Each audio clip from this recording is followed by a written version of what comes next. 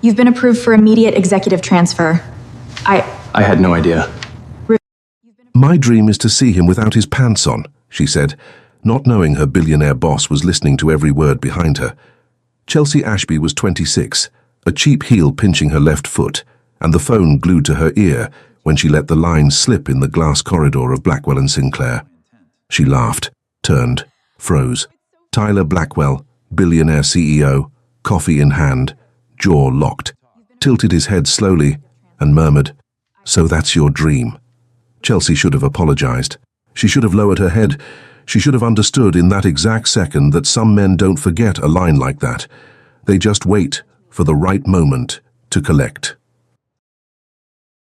Hi, I'm Rowan. A special shout out to those of you watching Book 1 for free here on the My Stories platform, completely ad-free and uninterrupted. Chapter 1. The Line. He wasn't supposed to hear. The alarm rang 3 times before Chelsea Ashby slapped the screen with the palm of her hand. The room smelled of new fabric and yesterday's reheated coffee, and the grey light of South Boston filtered through the thin curtain as if it too were running late.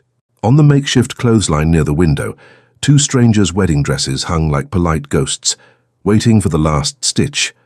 She got out of bed with her left foot, already protesting against the heel she hadn't even put on yet. The worn carpet scratched the soles of her feet as she crossed the narrow hallway, and the smell of waxed thread from the living room reached her before her mother did. Donna was on the same bench as always, glasses at the tip of her nose, stitching the hem of someone else's dress with the patience of a woman who had learned to turn time into money. "Girl, drink some coffee before you run off," her mother murmured, without lifting her eyes from the fabric. "There's a hot mug on the table." "Thanks, Mum." Chelsea kissed the top of her head and swallowed half the drink standing up. The liquid went down burning, but it served as liquid courage. "I'll be back late. I have class at 8. Donna repeated "girl" softly, and the word kept floating behind her as she went down the stairs of the building. The blue line carried Chelsea squeezed between 2 overcoats covered in raindrops, and the smell of damp fabric mixed with the cheap perfume of someone in front of her. She pressed her folder against her chest, mentally running through the spreadsheet she had to deliver before 9. The Blackwell and Sinclair building rose between the skyscrapers like a blade of polished glass.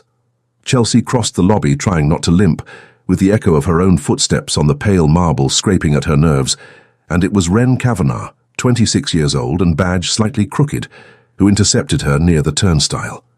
"Friend, did you hear the rumor?" Wren whispered. She even whispered in the bathroom. "The man came down today." "What man?" "What man?" Wren widened her eyes as if that were explanation enough. "Blackwell, in the flesh, MIA for weeks, and just on the day you almost showed up in flip-flops." Chelsea looked at her own shoes and took a deep breath. Tyler Blackwell was a name the co-workers pronounced quietly, with that half-envious reverence reserved for someone who has his name on the whole building. She had never actually crossed paths with him. Only from afar, broad shoulders inside some grey suit, walking through the lobby as if the floor were private property. At the back of the hall, Phelan Marsh was heading toward the executive elevators, fountain pen between his fingers, the British accent reaching them even without him saying a word. Wren elbowed Chelsea. The lawyer, too. "There's something going on today. Definitely." "Definitely," Chelsea repeated in disbelief. "Go up with me then, because if I show up late, the rumor turns into my funeral." The elevator rose to the 38th floor, and Chelsea spent the next 3 hours correcting spreadsheets other people had gotten wrong and answering emails other people should have answered. At noon, her stomach complained, but her left foot screamed louder. She grabbed her phone, crossed the glass corridor that overlooked the river view, and leaned against the cold window. The cold of the glass cut through the thin blazer and ran down her spine like a welcome shiver. Derek Halloran picked up on the second ring, and his South Boston accent flooded her ear as always, too loud for a corporate hallway. "Chels, talk to me. How's the rich life today?" "The rich life is cruel to the feet of the poor, Derek," she laughed quietly, rubbing her heel against her calf. "I swear this heel has a personal grudge against me." "Switch jobs, girl. Come work with me at the shop." "And lose the view." She looked outside, and the whole building seemed to hum with elegance, with small boats tracing the Charles River like pencil sketches. "Listen, Derek, I'm going to confess something. Confess. She lowered her voice because even with no one around, she still felt like the glass might be listening. My dream is to see Tyler Blackwell without his pants on. I want to be the one to mess him up completely. Derek burst out laughing on the other end of the line. It was a long laugh, the kind that rolls down the phone like a pebble down a hill, and Chelsea laughed along, her forehead pressed against the glass. You're sick, Chels. I know. She turned her face, still laughing. I'm sick and underpaid, which is the worst kind of... The sentence died before the period. Tyler Blackwell was 3 steps behind her. Coffee in one hand, the other in his pocket, the grey suit falling as if it had been stitched onto his body that morning. His eyes, the colour of wet steel, rested on her with the calm curiosity of someone who had already heard enough. The smell of his black coffee reached her before the rest, bitter and hot, and for an instant Chelsea swore the whole corridor had shrunk. The phone slipped a centimetre in her palm. Derek was still talking on the other end, but the sound became a distant hum, smothered by the noise of her own heart climbing up through her ears. Tyler tilted his head slowly, in a gesture that seemed polite, but was surgical. So that's your dream? He asked, his voice low, almost warm. Chelsea swallowed air, her cheap heel dug into the carpet, and her brain seriously considered the possibility of disintegrating right there. Instead, she lifted her chin. It was a small movement, almost stubborn, but enough for her to recognize her own spine. It was a figure of speech, Mr. Blackwell. He brought the coffee to his lips without taking his eyes off her, and the corner of his mouth shifted 1 millimeter. That could have been a smile and could have been a sentence. Figures of speech have very specific details. She didn't know what to say. Tyler took a step aside, opening the way with a courtesy that weighed heavier than any reprimand, and continued down the corridor without hurry. The sound of his shoes on the carpet was nearly imperceptible, and yet Chelsea felt every one of them on the back of her neck. She stayed glued to the window until she was sure her heart was still beating. She brought the phone back to her ear, and Derek's voice came into existence again. Chels, you disappeared. What happened? I think, she whispered, I just fired myself without any help. At 2 in the afternoon, she was called to the HR office. Wren walked her to the door with a look that was half condolences, half fascination. Inside, the HR manager smiled in that rehearsed way, offered water that Chelsea refused, and pushed a folder across the desk. The letterhead bore the Blackwell and Sinclair crest in embossed relief, and Chelsea's finger traced the letters almost without her noticing.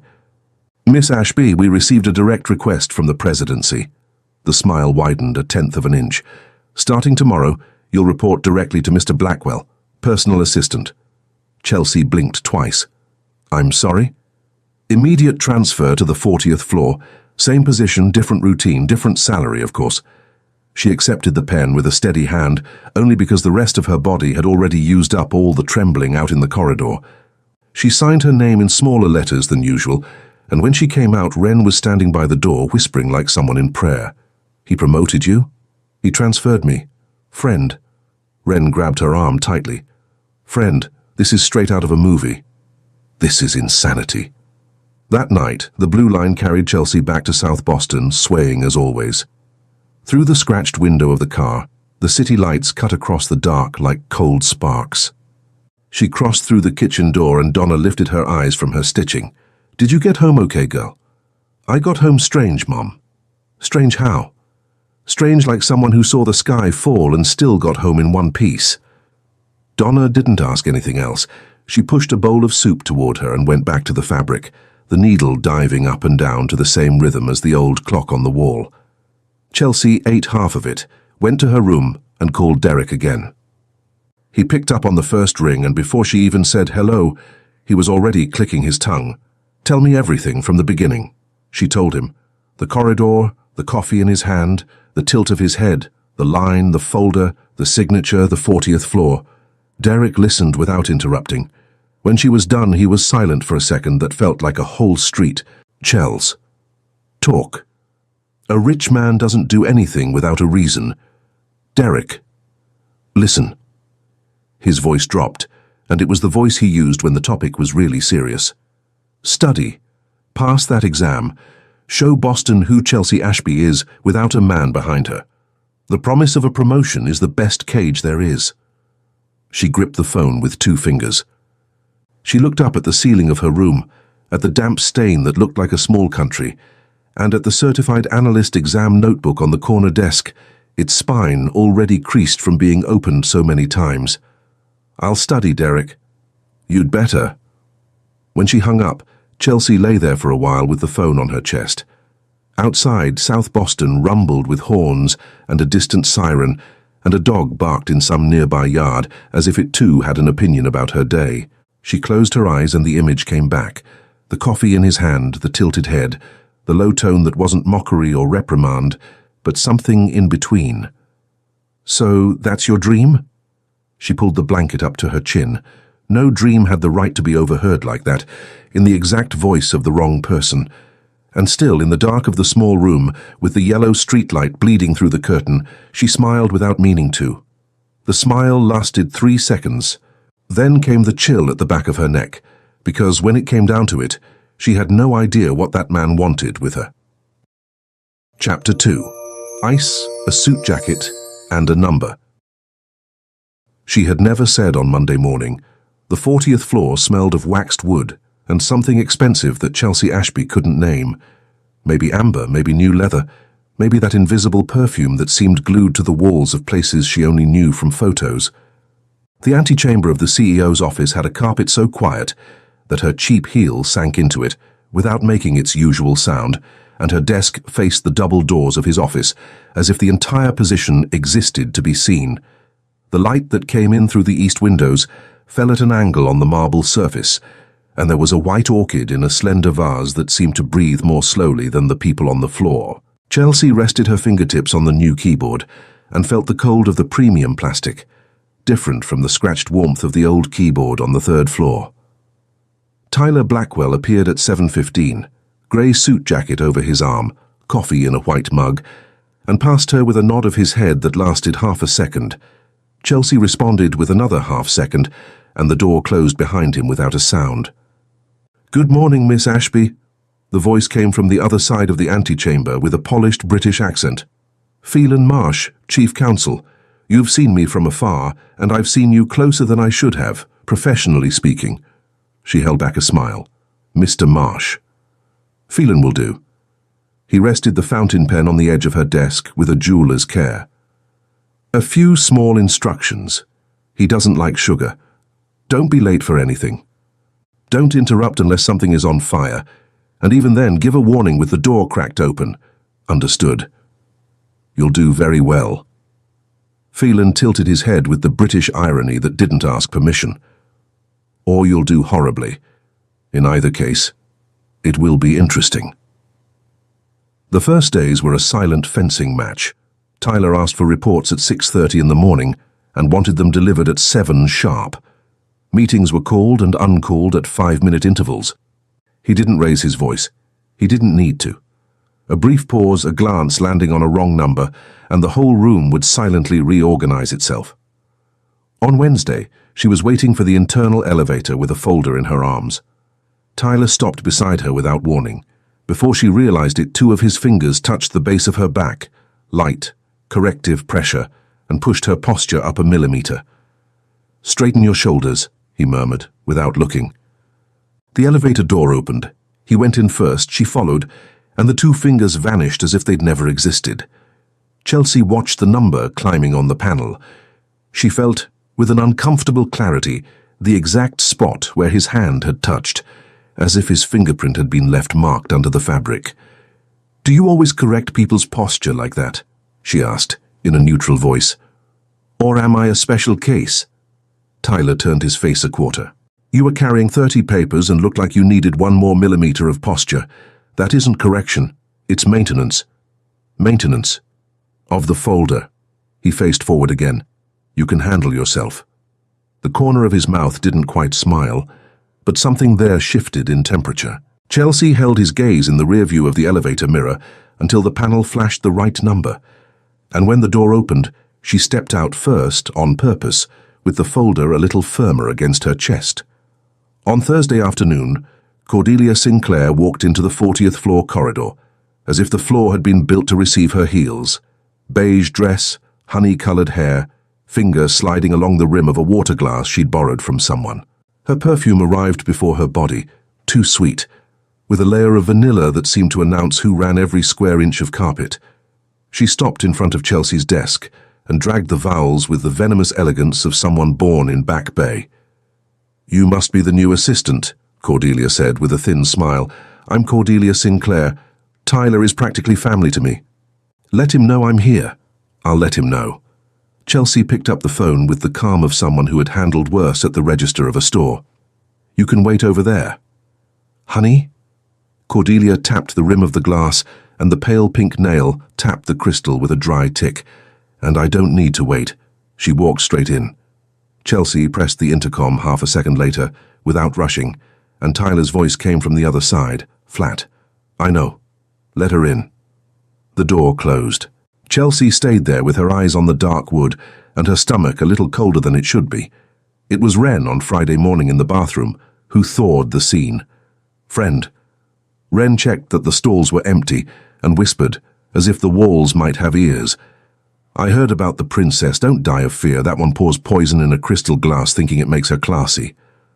"Wren, I'm just saying, you're 100 times more elegant in cheap heels than she is in Manolos." Chelsea laughed through her nose, the first laugh of the week, and Wren laughed along, slapping her palm against the doorframe. "Have I told you today your boss is straight out of a movie?" "You have. I'm repeating it because it's true." The following Wednesday, September 24th, the corporate jet took off from Logan at 6:40. Chelsea boarded in heels, folder against her chest, and sat across from Tyler in the cream leather seat that smelled of being freshly unboxed. Phelan, across the aisle, opened the fountain pen with a slow ritual and began silently making notes in the margins. "Miss Ashby." Tyler held out a sheet. "Did you memorize these numbers last night?" "I did." "Recite from the third item." She recited. No pauses, no hesitation, in the small tone of someone who had studied hidden in the kitchen while her mother stitched, listening to the radio quietly. When she finished, Phelan coughed softly, which was, in his language, applause. Tyler said nothing. He took the sheet back and looked out the window like a man checking the sky. The meeting room in Manhattan was a glass fish box, with the air conditioning set 5 degrees below necessary. Chelsea walked in behind Tyler holding a folder and 2 spreadsheets, and within 3 minutes her arms were covered in goosebumps under her thin blouse. She didn't shiver on purpose. She sat. She took notes. She went over every number when he asked, and she returned a sharp observation when the American executive across the table tried to confuse her with a loaded question. "Good observation," the American said, backing off. "Thank you," Chelsea replied, without smiling. It was in that instant that Tyler stood up.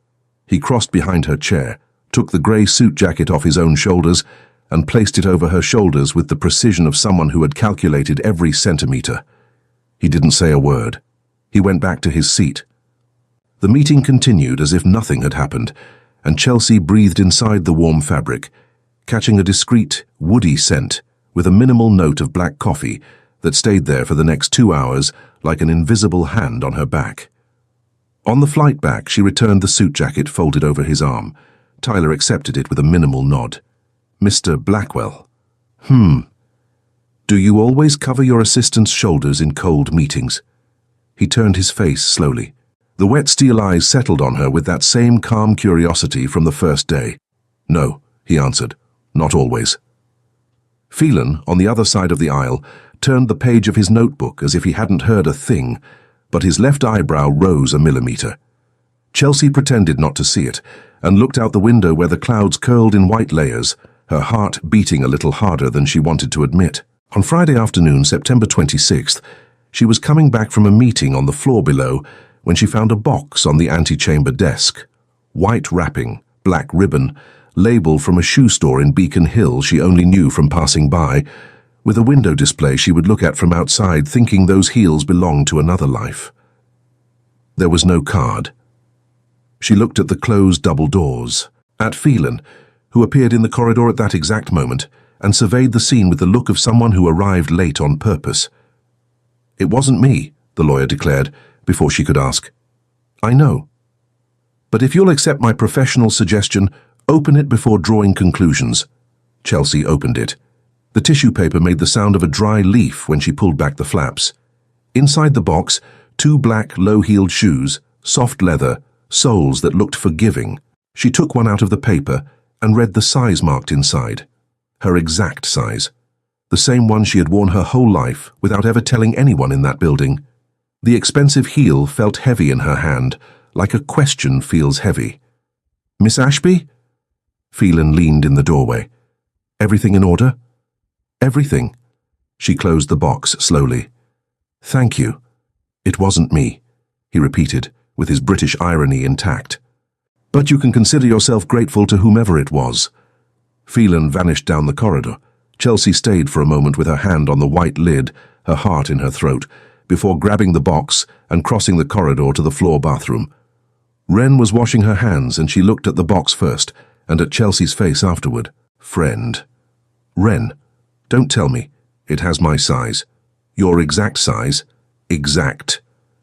Chelsea rested the box on the counter, feeling the cold of the porcelain rise through her palm. "Which I've never told anyone." Wren laughed through her nose, but the laugh came with a chill she couldn't quite hide. "Friend?" She lowered her voice even more, as if the faucets might be listening. "This is stalker-level CEO." "Wren!" "I'm just saying what I see. A man who guesses a shoe size guesses other things too. Be careful, you hear me?" Chelsea laughed too, because it was either laugh or lose it, and the entire bathroom seemed warmer for a second. When she came out, she went back to the antechamber slowly. Tyler was standing on the other side of the double doors, with Phelan beside him and a folder in his hand, talking quietly. When she passed, he turned his head a quarter, and his eyes landed on the box, then on her face, then on the box again. He didn't say anything. He didn't have to. He went back to talking with Phelan as if she were a piece of furniture on the floor. Chelsea placed the box under her desk, sat down, opened the boss's electronic calendar, and began confirming meetings. Her hands stayed steady. The back of her neck didn't. Someplace inside her was registering slowly that this man watched her as if he already knew her from before, and she still didn't know from where or why. Later, on the blue line heading to South Boston, she pressed her feet against the swaying floor and felt for the first time in a week that the cheap heels hurt less, maybe from exhaustion, maybe because she had already decided, without telling even herself, that she wouldn't be putting on the other ones anytime soon. Her reflection in the car window looked like another woman, a version still learning to walk on that high floor. The white box stayed at the back of her desk drawer, closed, with the black ribbon intact, waiting. Chapter 3. Storm in the Library. The rain started in the late afternoon on an early October Thursday, and the kind of rain that crashed down on Boston wasn't the kind that asks permission. It hit the glass of the 40th floor as if it wanted to come in, and Chelsea Ashby, leaning against the desk in the antechamber of the presidency, looked at the window with that strange feeling of someone who recognizes an announcement without knowing what it's for. The dossiers were stacked in 3 nearly even piles on the dark oak desktop. She had promised herself she'd finish before 10. It was just past 7 in the evening, the private floor was almost empty, and the smell of reheated coffee mingled with the discreet scent of the disinfectant the cleaning staff used on the desks. Outside, the sky had that lead color that precedes the drop of a whole temperature. "Miss Ashby?" Phelan Marsh appeared in the doorway with the fountain pen between his fingers, his British accent polished like a leather shoe. "Mr. Blackwell will be going down to the executive lounge at 8. You may rest." "I'll finish this first," she answered, without lifting her eyes. "If I stop now, I lose the thread." Phelan tilted his head, amused without laughing, as he always did. The fountain pen spun a half-turn between his thumb and index finger, in a tick Chelsea had already begun to associate with friendly judgment. "As you wish. Don't say later that the house didn't warn you." He left. Chelsea went back to the numbers. That was when the light flickered for the first time. A brief, ridiculous flash, the kind that makes the air conditioning give a mechanical sigh before resuming. She didn't lift her head. She looked up again on the second one. On the third, the entire 40th floor plunged into silence. It wasn't a single floor blackout. It was as if the city outside had also gone into pause for 2 seconds before the emergency lighting decided, reluctantly, that it had to wake up. Small low lights came on along the baseboard, outlining the contours like a landing strip. Everything else turned the matte blue of a window during a storm, and the huge pane began to draw bright lines, streaking diagonally. Chelsea stood still. She thought about the dossiers, thought about the blue line that at that hour was already running late, thought about her mother in South Boston, stitching at the living room table under the familiar yellow lamp. Then she heard footsteps. Slow, the right kind of heavy, unhurried. "Why are you still here?" Tyler's voice came before his body, coming from the inner corridor. A small handheld flashlight swung a white halo across the floor. She lifted her chin. I could ask the same. "I belong to this floor." He stopped 3 steps from her. The grey suit had its jacket collar wet with rain, as if he had crossed an uncovered stretch from the parking garage to the internal elevator. A drop trickled from his temple down to the jawline, and he didn't wipe it. "You don't." For now. He tilted his head the way she already recognized, that half-millimeter of curiosity. "Get your things. The generators on the private floor are working, the ones in the office aren't. You're going to wait with me until they open the stairs." It wasn't a request. Chelsea grabbed her bag, mentally thanked Wren for having insisted that she switch back to a sturdier pair of shoes that afternoon, and followed the halo of light down a corridor she hadn't known yet. The internal elevator, small, smelled of polished wood and a faint bitterness of aged leather. Tyler pressed the button without looking at her. The doors closed, and the silence that followed filled every centimeter of the space between them, dense as soaked fabric. The private library was in a corner of the private floor Chelsea had never stepped into. Dark wood walls, shelves rising to the ceiling, a dense rug where heels made no sound. The air was a degree or two warmer than the rest of the floor, with that warm smell of old paper, furniture wax, and a distant trace of tobacco that must have been smoked there in another decade. On a lower shelf, 3 or 4 nautical books were stacked, spines worn, kept there with care out of proportion. Tyler crossed the room, opened a discreet cabinet, took out a bottle and 2 short glasses. The crystal clinked against the wood when he set them down. He poured 2 fingers of whiskey in each, in a firm gesture that didn't spill a drop. He held one out for her. "I don't drink on duty," Chelsea said. "Duty ended an hour ago." She accepted. The glass was cold where his fingers had touched, and she felt the mark of that cold sink into the tips of her own fingers longer than it should. She sat in an armchair near the window, the leather giving way with a discreet sigh under her weight, and he stayed standing, broad shoulders against the window streaked with rain. For a while, neither spoke. Thunder rolled in at not very generous intervals, and she realized with a small jolt that she was less nervous than she should be. She searched for some sentence to fill the air, and it was the wrong sentence that came. "If you're planning to fire me now, I'd rather you do it before the second sip. It comes out cheaper for me than for Blackwell and Sinclair." Tyler turned his face slowly. The corner of his mouth didn't move, but something in the wet steel eyes shifted, a domestic lightning bolt, the kind that doesn't make a sound. "Do you really think I brought you here for that?" "I don't know what to think about you," she answered, and her voice came out lower than she'd intended. "It's been 2 weeks of me trying." He moved closer to the desk by the window, set his glass down, looked for a moment at the soaked glass.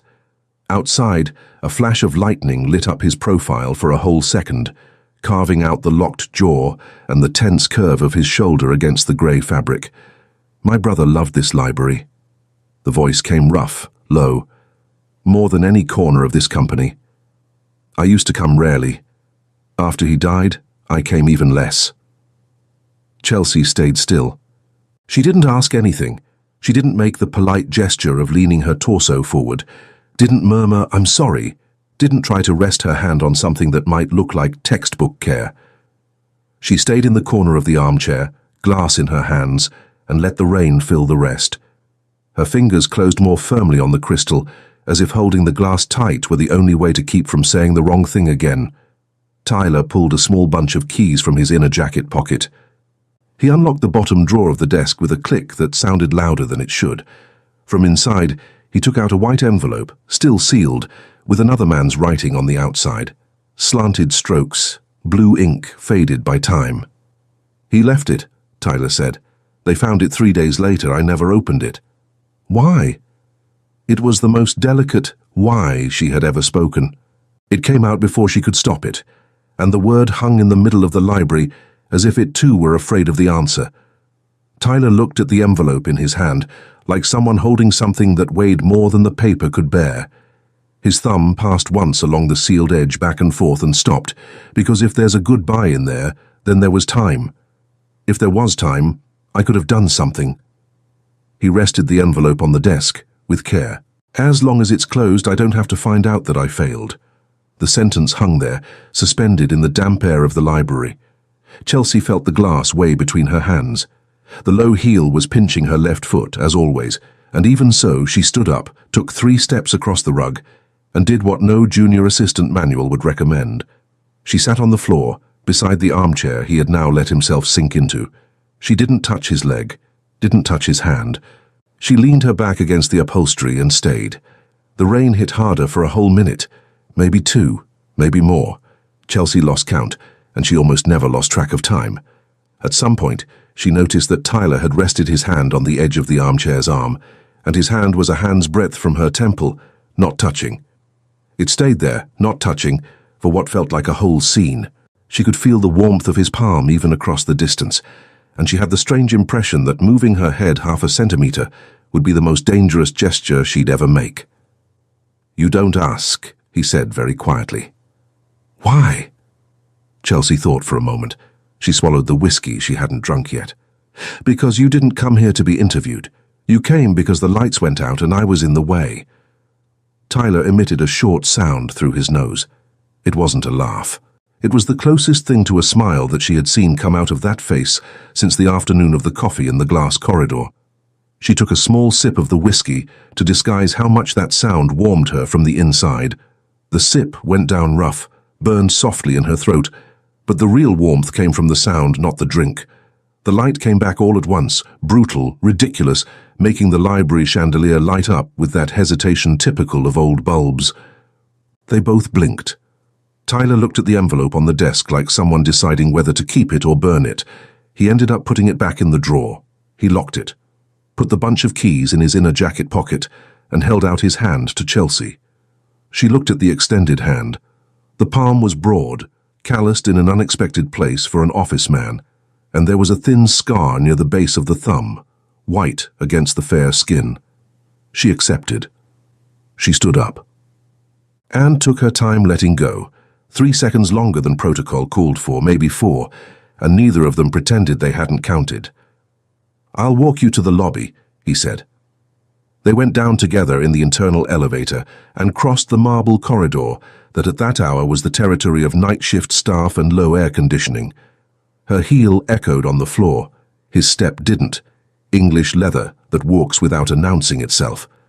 In the lobby, leaning against the reception with an enormous umbrella dripping into a makeshift wastebasket, Phelan Marsh was waiting for them, fountain pen in hand. Phelan raised an eyebrow. Just one. But he skipped any verbal introduction. "Sir, Miss Ashby." He inclined his chin with Oxford courtesy. "Phelan," Tyler said, without letting go of her hand immediately. "Call a car for Miss Ashby." "Already called. It's at the door." The fountain pen spun between his long fingers. Chelsea looked at Phelan, then at Tyler, then at the rain on the other side of the revolving door. She let go of Tyler's hand with that slowness that doesn't weigh, but marks. She pulled the bag against her chest. "Good night," she said, in the direction of both. "Good night, Miss Ashby," Phelan returned, and his eyebrows stayed up. Tyler said nothing. But when she crossed the revolving door and the icy street air hit her face, Chelsea looked back by reflex. He was still there, hands in the pocket of the grey suit, and the wet steel eyes followed her path to the car like someone checking whether the key to the drawer was still locked from inside.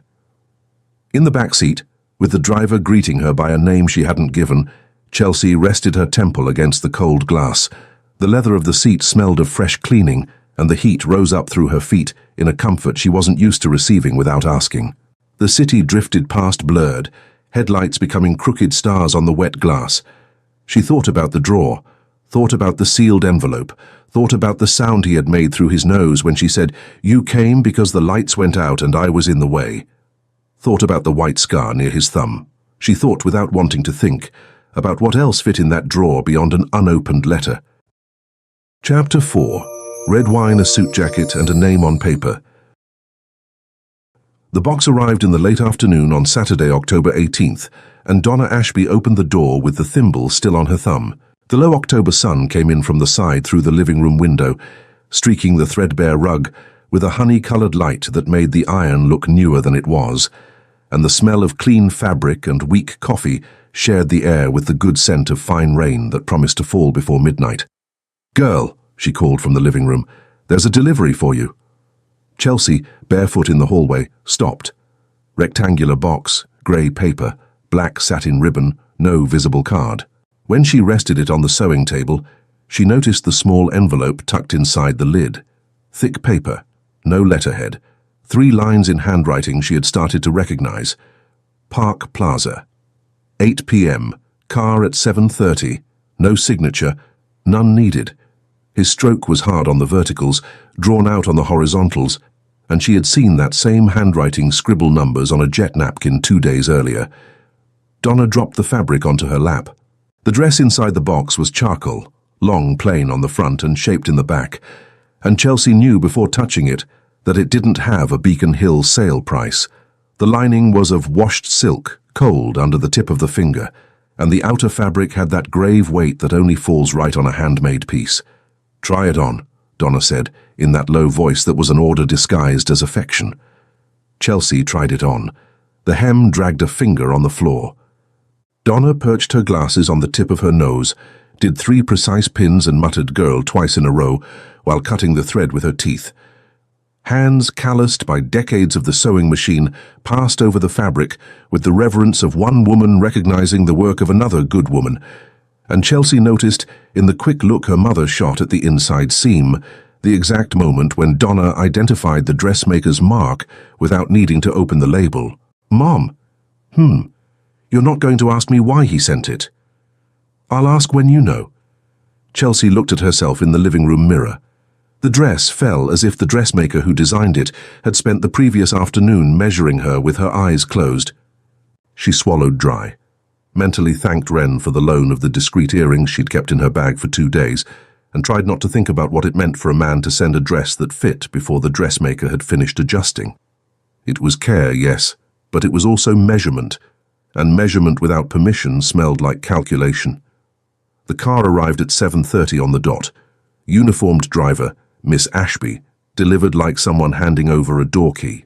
Donna said goodbye to her on the building steps, with her hand balled against her chest without crying. Head high. Always. The Park Plaza burned in yellow light when the car stopped in front. Crystal chandeliers hung from the ceiling like frozen waterfalls. Low voices settled between the columns, and old money carried that discreet scent of perfume, mixed with polished marble and white flowers, that lasted exactly the length of one evening. Chelsea crossed the foyer, feeling each glance land on her like a measurement. She didn't return any of them. She walked forward. She went. Wren sent, the moment she crossed the door of the main hall, a message with 3 exclamation points and a meme. Chelsea smiled without moving her face and put the phone inside the borrowed clutch, closing the clasp with a low click that no one heard but her. Tyler crossed the hall like someone cutting through ice. He wore a tuxedo, hair slicked back, and the silence opened 3 steps ahead of him as if it were choreographed. He stopped beside her, without touching her. Even so, Chelsea felt, before any words, the heat his body displaced in the air between them, and had to fix her eyes on a point on the wall to keep from raising her face too fast. "Miss Ashby," he said, voice low. "Mr. Blackwell. You look—" He searched for the word a second longer than was his habit. "At home." Chelsea almost laughed. Instead, she lifted her chin a millimeter and followed the brief gesture he made toward the main table. The night flowed for the first 40 minutes the way she could have predicted. Introductions she didn't memorize. Crystal glasses holding water. Courtesy smiles on people who looked at the dress before looking at the face. Phelan was across the table, fountain pen resting next to his plate as if it were his own piece of cutlery, and he greeted Chelsea with the raised eyebrow that by now was a language between the two. Every now and then, Tyler turned his shoulder half a degree in her direction, without looking, without saying anything, and Chelsea understood by the simple shift of body that he was still gauging the temperature of the room around the two of them. That was when the poison arrived. Cordelia Sinclair appeared at the corner of the hall like someone walking onto a stage she thinks she's been renting for generations. Wine-red dress, drawn-out vowels, half-filled glass between her fingers. Her finger slid along the rim of the crystal even before she chose her direction, and Chelsea, without needing to look twice, knew where that glass would be heading. "Well, well," Cordelia stopped a step from the table, thin smile. "Aren't you the girl from the 40th floor?" "I am." "Lovely dress." A top-to-bottom look, calculated to wound without cursing. Tyler has an incredible sensitivity for gifts, difficult considering the material he's been working with lately. Chelsea breathed once through her nose. She didn't answer. It was exactly the kind of line that called for silence instead of a comeback, and she had learned in just a few weeks on the 40th floor that silence well delivered tends to cut deeper than a word chosen in a rush. Cordelia tilted the glass. It wasn't an accident, it wasn't a stumble, it wasn't even a disguise. The red wine spilled down the neckline of the dress, ran along the waist, stained the charcoal fabric in the shape of a continent Chelsea felt being born on her own body. A few heads turned. A glass clinked somewhere. The smell of fermented grape rose, sweet and sour, mixing with the perfume of the room and the sudden taste of metal she felt at the tip of her own tongue. "Oh, I'm sorry," Cordelia said slowly, syllable by syllable. "I mistook you for the waitress." The room seemed to hold its breath for 3 seconds. Chelsea felt every cold drop slide down her abdomen, felt the smell of the wine rise, felt her left foot pinched in the heel that wasn't cheap tonight, but was still a heel. She looked Cordelia in the eyes. Out of the corner of her vision, she noticed Tyler still, his hand resting on the edge of the table, the knuckles of his fingers white as porcelain.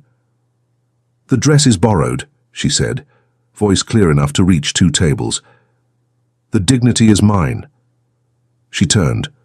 She walked. She didn't run, didn't stumble, didn't lower her head. The hall opened for her the way it had opened for Tyler. Phelan, as he passed, picked up the fountain pen from the table, in a gesture Chelsea understood, without needing a translation. The man was going after the boss. The boss was going after her. She crossed the lobby, took the side staircase, walked down without fake hurry. Her heels touched each marble step with a clean sound, and the echo climbed up the walls as if it wanted to follow her as far as her courage would hold. The covered parking lot smelled of cement and the oil of expensive cars, and the icy air hit her skin wet under the fabric like a gentle punch. Footsteps behind her, heavy in just the right measure. "Chelsea." She stopped. It was the first time he had called her by her first name, and the name spoken in that low voice felt more intimate than any touch he had risked before. Tyler arrived beside her, took off his tuxedo jacket in a single motion, and threw it over her shoulders without asking. The weight came warm, still warm from his body, smelling of cedar and something bitter she couldn't name. He held the edges of the jacket for a second longer, hands resting on her shoulders, and she could feel how much those hands were controlled, steady fingers, thumbs almost touching the bare skin above the fabric and pulling away at the last millimeter. "You are all right." It wasn't a question. It was a confirmation said in a low voice to both Miss Ashby and Tyler Blackwell at the same time. "I am." That was when the parking lot lit up. Flashes. 3, 4 cameras, maybe 5. Someone had tipped off the photographers in time, and Chelsea knew right there that the night no longer belonged to the hall upstairs. It belonged to the pavement beneath their feet. The lenses made a dry clicking in sequence, and she realized that each one of those clicks was a headline being written before any text. Cordelia appeared at the top of the stairs, arm in arm with an older man Chelsea didn't recognize, and Tyler turned his face in her direction without moving the rest of his body. "Cordelia." "Tyler, darling, it was just a—" "You're off the board of the Blackwell Foundation as of tonight." Low voice without raising a syllable. "Misconduct at an official event. Phelan will handle the internal announcement before midnight." Phelan, positioned 3 steps below Cordelia, opened the fountain pen with an audible click. "Already being drafted," he stated in an Oxford accent. Mrs. Sinclair will receive a written copy before she gets home. Cordelia's drawn-out vowels tried one last sentence. It didn't come out. The flashes continued, and the older man beside her released her arm with the trained discretion of someone who recognizes the exact instant an ally turns into a liability. Tyler turned to Chelsea. He held out his hand. In front of the cameras, no disguise, no apparent calculation, or so much calculation she couldn't see where it began. Chelsea looked at his hand. She thought of Donna in the sewing room, of Derek on the other side of Boston, of Wren and the borrowed earrings, of the red wine still drying on her skin. She also thought in a brief flash about how it had only been a Tuesday in September when the line had slipped out of her mouth on the window of the corridor, and about how that laugh had turned in just a few weeks into a man offering his hand in front of photographers. She accepted. His fingers closed around hers with a firmness that wasn't possession. It was a public choice, and she understood the difference. They walked together to his car. Tyler opened the back seat door, let her in first, walked around. He sat down beside her. The driver pulled away without asking for a destination. He had already been instructed beforehand. The silence inside the car was different from the silence of the library. This one weighed less. Chelsea rested her hands on her lap and noticed then the half-open folder between them on the seat. Loose papers, institutional cover, some report Tyler must have read before going down to the hall. At the top of one of the sheets, in firm black ink, a name underlined, Nathan Carr. Below, dates, amounts, and the word outstanding circled twice. Chelsea didn't ask. She registered. The way Tyler, sensing her gaze, closed the folder with his broad hand and put it on the other side of the seat, without rush, without disguise, without excuse, was more information than any sentence could have been. Who is he? She wanted to know anyway, after half a block. Her voice came out steadier than expected. Tyler took 3 seconds to answer. He looked ahead, at the back of the driver's neck, at the street that flowed by outside the window. An old problem. Not yours. Was I fired when the problem was yours? The corner of his mouth moved for the second time that night. It wasn't a smile, but it was a close relative. You weren't fired. You were transferred. To close range. To close range. She looked out the window. The streets of Beacon Hill were getting darker as they climbed the hill, the red brick facades getting more sober, the gas lanterns flickering above doors painted black. Chelsea felt Tyler's suit jacket still warm on her shoulders, the red wine hardening on the fabric beneath it. Wren's message vibrating twice on her phone without her checking. Derek's message, just one, short, laconic like him, that she knew was there. Careful, Chels. The car made the last turn. Tyler turned his face in her direction. The yellow light of a street lamp passed through the inside of the car and lit up for a second the wet steel eyes, and Chelsea realized, right there, with uncomfortable clarity, that the most feared man in Boston had some kind of fear inside him in that moment, and his fear was her. "Tonight you're coming with me," he said low before the car came to a full stop. Chapter 5. The First Person. He Can't Predict. The car glided around the curve of Beacon Hill with its engine quieter than everything inside her. Chelsea was holding her heel in her right hand, and her breath stuck somewhere between her throat and her chest. Tyler hadn't said anything else after that, "Tonight you're coming with me," and the stillness that settled in the back seat carried more weight than the stained dress. Through the window, Boston looked like a different city. The yellow lights ran along the asphalt, wet from the fine rain that had started up again, and the Charles River appeared suddenly, wide, dark, with the city reflected in it upside down. The building where he lived emerged without warning, glass and stone, simple to the point of arrogance. Chelsea squeezed the fabric of the dress between her fingers. The smell of the seat's leather, expensive and old, blended with his woody perfume, and the combination made the air feel denser. The doorman opened the door without a greeting. Tyler led Chelsea by the elbow to a private elevator, with no floor button, only a discreet lock. She watched his finger turn the key with the kind of automatic gesture that belongs to someone who has lived in a place too long to notice the luxury. The cabin rose without noise. Mirrors on both sides multiplied their image into infinite corridors. She stained with charcoal. He in an open tuxedo, and between them a silence that fit in a few centimeters. "Would you prefer I speak or stay quiet?" he asked, voice rough, his eyes fixed on the panel. "You can choose," Chelsea retorted. "I'll let you know when I need the opposite." The corner of his mouth went up 0.5 millimeter. It didn't quite become a smile, but it became something. The elevator door opened directly into the apartment. Chelsea stepped onto the light rug barefoot by choice. Her cheap heels were still in her hand, and the elegant heels from the gala had been left in the car on purpose. It was a silent way of arriving with what was hers. The living room opened into a whole wall of glass. The Charles River lay down below, the city on the other side looking like a postcard someone had forgotten to turn off.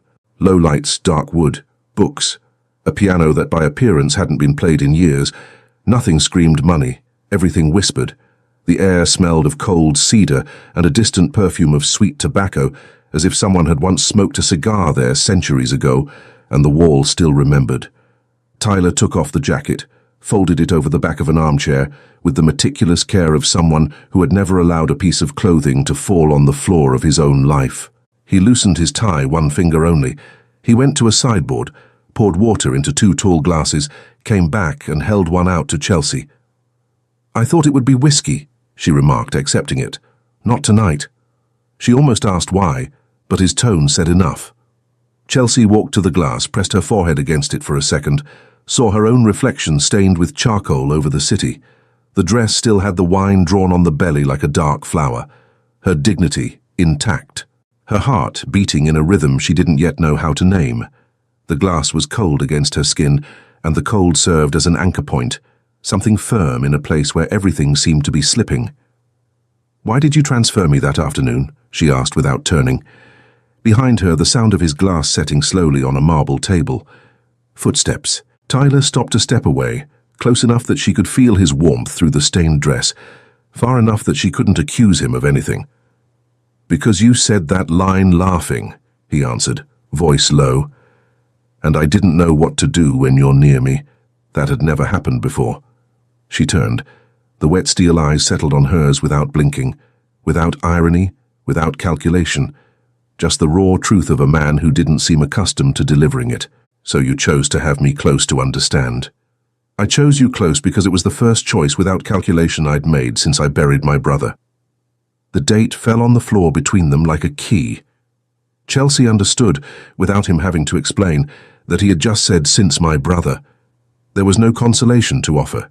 She had already known since the storm in the library that this man didn't accept consolation. He accepted company. "You can stay," he added. "You can also leave now. I'll send the car back. No charge, no debt, no expectation." "Is this your version of asking for something?" "This is my version of not asking." Chelsea set the glass on the table behind her, slowly, with the care of someone postponing a decision. She looked at the glass, at the river, at his reflection behind hers. She looked back into his eyes. His chin had a tiny shadow of beard that the golden light of the lamp revealed only from a certain angle, and Chelsea noticed that detail like someone noticing a luxury no one advertises. Tyler. It was the first time she had called him by his first name. He noticed. Chelsea saw it by the minimal movement in his jaw, by the air that went a little deeper into his chest. "You're the first person I can't predict," Tyler murmured, very quietly. She lifted her hand, touched his face with her fingertips. The beard, barely visible under the golden light, scraped against her skin. She felt his jaw relax against the palm of her hand. "I'll stay," Chelsea whispered. Tyler held her hand against his own face. He didn't pull it toward himself, didn't squeeze, just held it, like someone who had just received a key and hadn't yet decided which door to use it on. He leaned in. He stopped a millimeter from her lips, giving her time to pull back. Chelsea didn't pull back. The kiss came slowly, dense, without any rush to get anywhere. It tasted of water, of the night, of the thing she had spent months postponing inside her chest. She felt his free hand find her waist, rest there, not grip. She felt her own hand rise up to his shoulder and stay there, marking a spot. Her heart was beating so hard that she almost pitied it, that small muscle trying to keep up with a whole night without prior warning. When they pulled apart, Tyler touched the wet sleeve of her dress.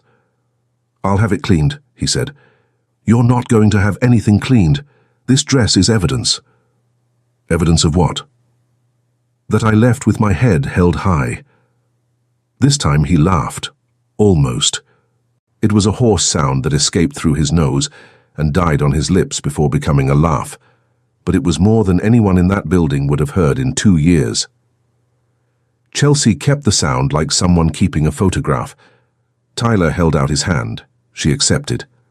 They crossed the living room together, barefoot on the light rug.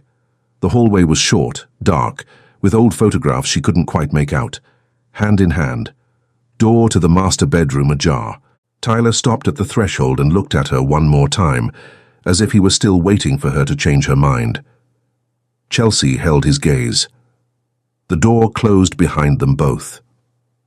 When Chelsea opened her eyes, the morning light came in through the glass wall of the bedroom in pale angles, and the city below was already moving without making noise. Boston was like that on Sunday morning, alive but polite. The warm weight of his arm was over her waist, firm as a decision. Chelsea stayed still for a long moment, listening to his breath beating steady against her neck. His hair smelled of the previous night's soap, mixed with something older. Wood, maybe. Old book. The Library of the Storm came back to her mind without her summoning it. The sheet had the clean scent of expensive cotton, and the warmth of his body soaked into the fabric as if that side of the bed had never known cold. She got out of bed carefully. Tyler grumbled something in his sleep that didn't quite become a word. Chelsea grabbed one of his white shirts from the back of the chair, put it on, rolled up the sleeves 3 times. The hem hit near her knees. The fabric still had his woody perfume caught in the collar. She walked barefoot down the hallway, feeling the coolness of the wood under her feet. The apartment, in the daylight, looked different, less imposing, more lived in. There was a solitary mug in a corner of the sink she hadn't seen the night before. A book open face down on the armchair. A dress shirt hung on the back of a dining room chair, as if someone had changed there in a hurry at some point during the week. Everything suddenly seemed too human to belong to the man with the locked jaw she watched in the corridors of the 40th floor. From the kitchen came the smell of coffee. Chelsea rounded the counter and stopped. Tyler was standing on the other side, barefoot, grey pajama pants, white t-shirt, hair still wet from the shower she hadn't heard happen. He saw her and the corner of his mouth went up again, this time a little more. It didn't quite become a laugh, but it came close. "Good morning," Chelsea said. "Good morning." He held out a mug. She accepted. The coffee was strong, no sugar, no question, as if he already knew that was how she drank it. Maybe he knew. Probably did. Chelsea decided that morning not to question anything. "You slept well." "I slept," she corrected. "Well is a luxury. I'll make a note." Tyler leaned against the marble counter, glass of water in his hand, his eyes fixed on her with the same silent intensity as always, only without the wall behind the eyes. It was a version of him Chelsea was starting to recognize, and even so, each time it appeared, it felt like something new. "I have a meeting at 11, he said. "Phelan will kill me if I'm late. Phelan has already killed you 3 times this week. He'll survive a 4th. He laughed through his nose. Same sound as the night before, a little firmer this time. Chelsea brought the mug to her mouth to hide her smile. The marble under her hand was cold, and the contrast with the warmth of the coffee was the sharpest thing about that morning. That was when her gaze slipped. Through the door of the glassed-in living room on the other side of the apartment, she could see the hallway that led to the private library. The door was ajar. Maybe he had walked past there before the shower. Maybe it was always like that. At the back, against the window, the dark wood desk, and on the desk her gaze fixed on it as if a magnet were pulling her. The drawer, the locked drawer. The same one from October, the same one from the storm, the same one with the brother's sealed letter that she had seen appear and disappear back inside like a secret repositioning itself. From a distance, it looked like just an ordinary piece of furniture. Good wood, antique hardware, a discreet lock. There was no logical reason why that piece of furniture on that morning should look like the tallest object in the apartment. Chelsea felt a shiver rise up the back of her neck beneath the collar of his shirt. She turned her eyes back to Tyler. He was still leaning against the counter, watching her with that new piece that was almost uncomfortable for how sincere it was. He hadn't noticed her glance slipping. Or he had, and was pretending well. "What are you thinking about?" he asked, low. About how much coffee I'll need to survive feelin' on Monday, Chelsea answered, without losing rhythm. I'll send 2 bottles to your desk. 3.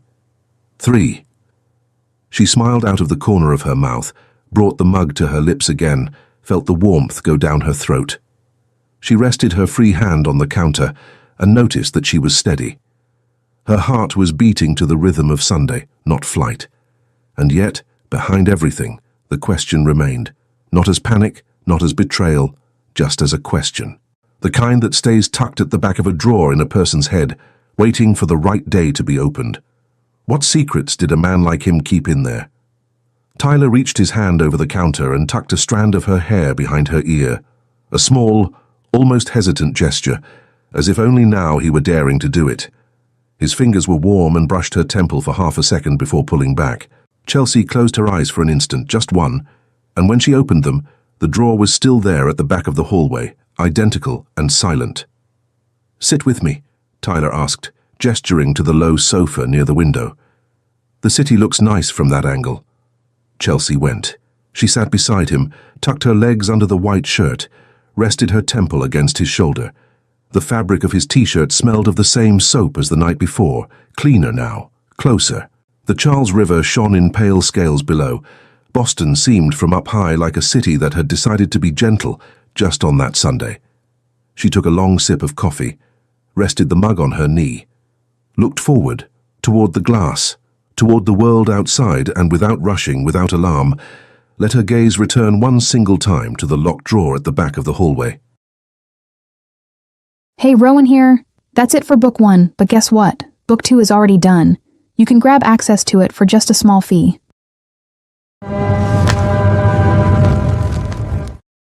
Tyler almost made it. 5 weeks of hot coffee at 7, of his shirt smelling of dried lavender thrown on the chair, of her name whispered low against the neck, as if the whole world had been made just for them. Chelsea almost believed it was peace. Almost. But the library door was ajar, and inside what she found was no ordinary secret. They were photographs, hundreds of them, of her, before the first good morning, before the first kiss, before he even pretended the transfer to the 38th floor had been a coincidence. Dates, times, blue line routes, her exact shoe size, Donna's address, the debt her mother had never mentioned, and that Tyler had quietly paid off like a man buying property. He hadn't met her. He had chosen her, studied her, prepared her, like a hunter marking his prey before it ever catches the scent of the trap. Derek had warned her from the start.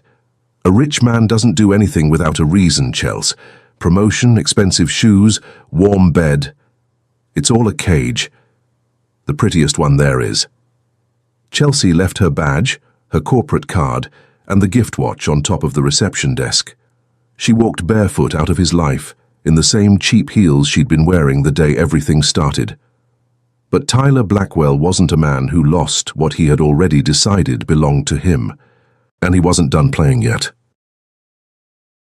Like I said, that was just a taste of Book 2. To watch it uncensored, just click on the first link here in the pinned comment. I'll see you on the other side in a few seconds. Remember, just click on the first link down here in the comments, and Book 2 complete, no ads, no interruptions, will already be available for you. It's very simple. Book 2 is something I'm loving making. You're loving it too, so I promise there will be more. It's where you find increasingly spicy stories, a true dark romance. And precisely because this version is getting more and more heated, the video isn't well accepted publicly on YouTube. This closed environment is where I can actually share my essence and where I feel free to do my best work for you. More news coming soon. I'll be waiting for you on the other side. Now, unfortunately, a lot of people have been downloading our audio, effectively copying the entire story, and just re-uploading it to YouTube. If you want to watch the original story, and be the first to get the next ones, search for My Stories by Rowan on YouTube for the best Billionaire and CEO Romance content. Remember, the official channel is My Stories by Rowan on YouTube and the My Stories platform. I'll be waiting for you there. Love, Rowan. Congratulations! Your purchase has been confirmed, and you now have full access to Books 1 and 2 of all our stories, completely ad-free and uninterrupted.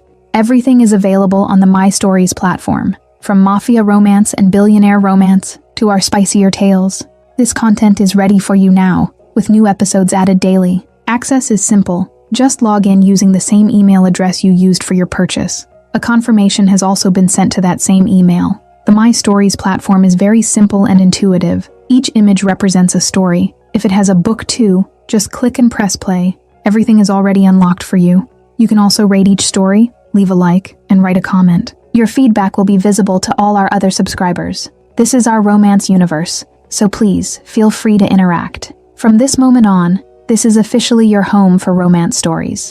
Just head over to mystoriesromance.com and press play. Welcome to the family.